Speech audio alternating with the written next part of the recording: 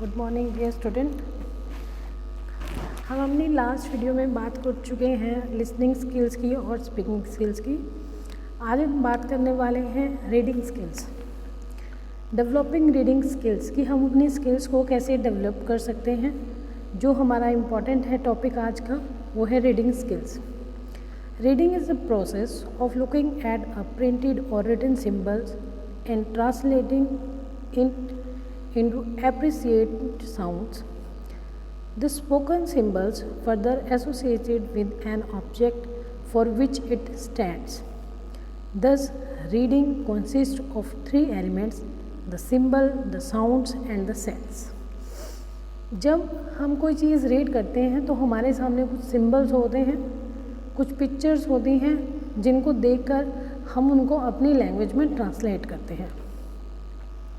For example, the child reads the word tree and at the same time he looks at the symbols, translate it into a specific sounds which stand for some objects tree, and at the same time he visualizes the concrete object or ideas for which he said symbol stands. Thus the reading skills is made up of three elements: recognitions of graphic marks, the correlations of these with formal linguistic elements, the correlations of these with the meanings. हम कुछ graphics marks या कुछ symbol देखते हैं और उसको अपनी language में एक्सप्लेन करते हैं जो उस अर्थ से पूरी तरीके से ही कोरिलेट होती हो जो वो वर्ड या जो वो सिंबल हमें समझाना चाह रहा है। So reading text means extracting the required information from it as efficiently as possible. Reading is meant for comprehension, which means understanding the meaning of words and relationship between ideas. Reading is one of the most important and useful skills in learning a foreign language. It serves as a means by which the unbounded fields of knowledge. जब हम किसी चीज़ को read out करने लगते हैं तो हमारी नॉलेज इम्प्रूव होती जाती है, क्योंकि जो चीज़ हम सुनते हैं वो सिर्फ उतने लिमिटेड होती है, लेकिन जब हम किसी चीज़ को खुद से रीड आउट करते हैं तो उसके रिगार्डिंग जितने भी इंफॉर्मेशन है वो सारी हमारे अंदर स्टोर हो जाती है। Lies open before us and we are able to know new facts and relationships. There are many reasons for retardation in reading English. बहुत सारी प्रॉब्लम्स आती हैं जो हमारी हमारी रीडिंग स्किल्स है इंग्लिश में लैंग्वेज में उसको इम्प्रूव करने में बहुत प्रॉब्लम्स क्रिएट करती हैं। It is difficult exercise for प्यूपिल, क्योंकि बच्चों कई बार समझ नहीं पाते हैं चीज़ों को, सेंटेंस को, वर्ड्स को प्रोनाउंसिएट नहीं कर पाते हैं, उनके मीनिंग को नहीं समझ पाते हैं, इसलिए उनके लिए बहुत डिफ़िकल्ट हो जाता है किसी चीज़ को रीड आउट करना। Our examination system has no place for reading.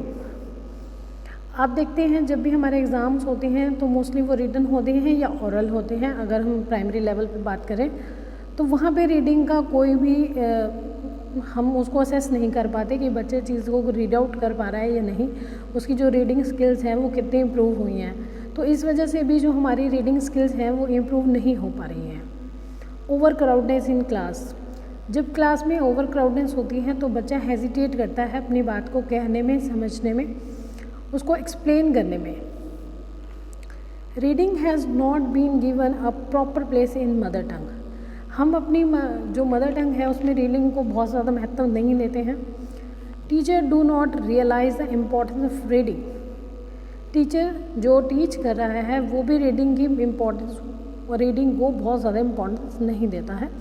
इस वजह से भी जो हमारी रीडिंग स्किल्स हैं वो इम्प्रूव नहीं हो पाती हैं। In many schools, translation come grammar method is in style. Mostly schools में हम ये कहें कि तकरीबन सभी स्कूल्स में जो है ट्रांसलेशन मेथड को ही बेनिफिट ज़्यादा दिया जाता है या उसकी इम्पोर्टेंस को ज़्यादा वैल्यू दी जाती है उसे ही। So there is no room for reading in this method. तो इसलिए वहाँ पे जो रीडिंग स्किल्स है कि इंग्लिश टू इंग्लिश हम किसी चीज़ को ट्रांसलेट करें या हम उसको रीड आउट करें तो उस चीज़ को ज़्यादा वैल्यू नहीं दी जाती है। The text book material is not well graded for reading purpose. जो हमारी टेक्स्ट बुक्स भी बनी हुई हैं वो भी हमारे रीडिंग के पर्पज़ से नहीं है, क्योंकि कई बार उसमें बहुत ईजी लैंग्वेज होती है और कई बार उसमें बहुत टिपिकल और बहुत हाई लेवल की इंग्लिश लैंग्वेज या इंग्लिश वर्ड्स का यूज़ किया जाता है, तो जिससे बच्चे उसको पढ़ने में भी हेजिटेट करते हैं या वर्ड्स को समझ नहीं पाते हैं। Many teachers are not efficients in reading. बहुत सारे टीचर्स हैं जो खुद से एफिशिएंट नहीं है इन रीडिंग में। There is no clear cut aim about reading in our education. Lack of expert teacher. हमारे पास एक्सपर्ट टीचर की भी कमी है जो हमारे इस रीडिंग स्किल्स को इम्प्रूव कर सकें। Now we discuss about the aim and objectives of reading English. अब हम जब रीडिंग की बात करते हैं कि इंग्लिश लैंग्वेज को हमने कैसे रीड करना है या हम उसको क्यों डेवलप करना चाहते हैं, तो उसके कुछ एम एंड ऑब्जेक्टिव डिसाइड किए जाते हैं किसी भी चीज़ को पूरा करने के लिए। अब हमारा एम है कि हम इंग्लिश लैंग्वेज को रीड करें, तो उसके लिए कुछ एम्स एंड ऑब्जेक्टिव जो हैं वो प्रिपेयर जब किए जाते हैं, तो रेडी किए जाते हैं। वो क्या हैं? To reading with correct punctuation, to read with accuracy, to read with fluency, to read with understanding, to read with pleasure, to read with habit formation, to read with applications of idea in new situations, to enable pupil to read material in English after school life, for example books, magazines, novels, dramas and newspapers, to enable them to interpret sentences of paragraphs। हम reading skills को क्यों improve करना चाहते हैं, हम reading को क्यों develop करना चाहते हैं, ताकि हम उसकी एक्यूरेट वर्ड्स को समझ सकें, उसकी जो प्रोनाउंसिएशन है उसको समझ सकें, हम अपनी इंग्लिश लैंग्वेज की फ्लुएंसी को बढ़ा सकें। और जब हम रीड कर रहे हैं तो उससे हमें ही प्लेजर मिले, यानी कि बच्चा उसे खुशी से पढ़े, ये नहीं कि स्ट्रेस है या डर है कि टीचर सुन रहा है तो इस वजह से बच्चा उसे पढ़े। नहीं, हमने स्किल्स को इसलिए इम्प्रूव करना है ताकि बच्चा उसे खुद से करे और खुद से खुशी महसूस करे जब वो उस काम को कर रहा है। To read for habit formation, बच्चों को आदत हो जाए उस इंग्लिश लैंग्वेज को पढ़ने की, वो उसको हेजिटेट ना करे, किसी के सामने उन्हें कोई प्रॉब्लम ना हो या वो उसको पढ़ने में उन्हें कल को कोई प्रॉब्लम आ जाए। अगर मान लो कई बार सिचुएशन ऐसी आ जाती है कि हम हेजिटेट करते हैं या क्लासरूम में हम नहीं बोलते, बट इन फ्यूचर को एग्ज़ाम्स में या किसी अदर लेवल पे हमें उस इंग्लिश लैंग्वेज को रीड आउट करना पड़ रहा है, तो उसके लिए हम पहले से ही प्रिपेयर हों, पहले से ही हम तैयार हों, ताकि हम उस लैंग्वेज को बहुत अच्छे से तरीके से प्रेजेंट कर सकें, पढ़ सकें। To read with applications of ideas in new situations, to enable people to read material in English after school life. हम क्या करें, हम बच्चे को इतना रेडी करें कि आफ्टर स्कूल भी जो उसके पास बुक्स हैं या न्यूज़पेपर है या मैगजीन्स है वो उसको पढ़ने में भी अपना इंटरेस्ट क्रिएट करें। अगर बच्चे में हम स्किल्स को इम्प्रूव नहीं करेंगे तो उसका इंटरेस्ट नहीं बनेगा। अगर बच्चे में स्किल्स इम्प्रूव हो रही हैं, वो उसमें कंफर्टेबल हो रहा है, उसकी फ्लुएंसी बढ़ रही है, उसकी प्रोनाउंसिएशन अच्छी हो रही है, तो वो क्या करेगा, वो घर जाके भी उन चीज़ों को पढ़ने की उसकी आदत जो है वो बन जाएगी। The process of reading, the process of reading में be broadly divided into 3 stages. Recognition stage. At this stage, the learner merely recognize the graphic forms of the language or written symbols like alphabet that consist the written forms of the language. This speed or slow process at this stage will depend a great deal of the similarity of difference between the script of his mother tongue and English. बच्चा जब symbols को देख के कुछ बोलता है तो यहाँ पे ये जो हमारी स्टेज है वो बहुत इम्पॉर्टेंट रोल प्ले करती है, क्योंकि जब वो हम किसी सिंबल्स को या किसी वर्ड्स को देखकर बोल रहे हैं तो वहाँ पे ये डिफरेंस करना ज़रूरी हो जाता है कि बच्चा मदर टंग में उसको बहुत अच्छे से बोल पा रहा है या जो उसकी अदर लैंग्वेज है यानी कि इंग्लिश लैंग्वेज है उसमें उसकी फ्लुएंसी बढ़ रही है। Interpretation stage. This is the highest level of the process of reading, when the learner comprehends not only the meaning but also the significance of language. This stage is ultimate goal of all reading activities. Next is structural stage.